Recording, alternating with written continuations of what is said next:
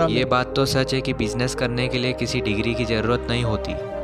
कुछ करने के लिए जुनून होना चाहिए जो आपको मजबूर करता है। चंदू भाई ने भी ठीक ऐसा ही आलू छीलने और तलने की मशीन घर ले आए। गांव में रहकर खेती कर कर गुजारा करने वाले गरीब परिवार में से आगे निकला 15 साल का एक लड़का। ये कहानी है बालाजी वेफर्स की। ये कंपनी आज के टाइम में इतनी बड़ी बन चुकी है कि पेप्सिको जैसी बड़ी बड़ी कंपनियों को टक्कर दे रही है। एक समय की बात है, साल 1970 के समय की। गाँव में जब बारिश नहीं हो रही थी और अकाल पड़ गया था, तब बालाजी वेफर्स के मालिक चंदू भाई के पिताजी ने अपनी जमीन बेचकर तीनों लड़कों को 20,000 रुपये देकर शहर भेज दिया। कुछ करने के जज्बे के साथ राजकोट पहुंच गए। राजकोट में इन्होंने इक्विपमेंट और फर्टिलाइजर का पहला धंधा शुरू किया, लेकिन धोखा खा गए। किसी व्यापारी ने इन्हें नकली सामान थमा दिया। इनके पास जो 20,000 रुपये बचे थे वो इस बिजनेस के फेल होने से सारे डूब गए। एक टाइम ऐसा आ गया कि इनके पास रहने और खाने के भी पैसे नहीं बचे थे। कई जगह काम ढूंढने के बाद इन्हें राजकोट में एक सिनेमा हॉल में कैटरिंग बॉय की नौकरी मिली, जिसकी इन्हें 90 रुपये महीने की पगार मिलती थी और इनके भाई को 150 रुपये मिलते थे। इनके भाइयों की मेहनत और ईमानदारी को देखते हुए सिनेमा हॉल के मालिक ने इन्हें पूरा कैटरिंग चलाने की जिम्मेदारी सौंप दी।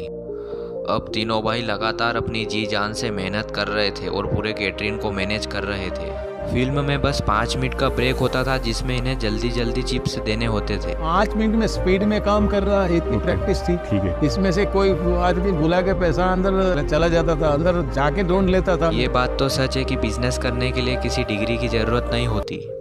कुछ करने के लिए जुनून होना चाहिए जो आपको मजबूर करता है। चंदू भाई ने भी ठीक ऐसा ही आलू छीलने और तलने की मशीन घर ले आए और आलू चिप्स यानी कि वेफर्स बनाने लगे। उन्होंने इस काम के लिए एक लड़के को भी हायर कर लिया था, लेकिन वो लड़का आधी बार काम पर ही नहीं आता था।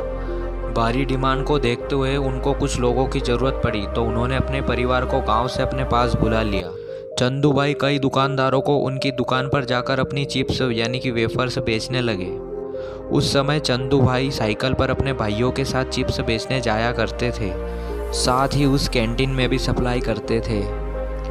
इससे उनको अच्छा खासा प्रॉफिट होने लगा। तीनों भाई मिलकर 20-30 हज़ार रुपये महीने का कमाने लगे। भारी डिमांड बढ़ने लगी और देखते ही देखते इनके चिप्स को लोग पसंद करने लगे। साल 1990 के समय इन्होंने 50 लाख का लोन ले लिया और पोटैटो वेफर्स प्लांट लगा लिया और हनुमान जी के मंदिर के ऊपर बालाजी वेफर्स नाम रख दिया। और कुछ साल बाद ये business Balaji wafers private limited के नाम से एक कंपनी का रूप ले चुका था। इसके बाद उन्होंने कभी पीछे मुड़कर नहीं देखा और आज 2025 में इतनी बड़ी कंपनी बना डाली जिसे हम सब जानते हैं। कमेंट में बताइए आपको इस वीडियो से क्या सीखने को मिला। क्या आपने बालाजी वेफर्स ट्राई करी है? कमेंट में बताइए आपको इस वीडियो से क्या सीखने को मिला।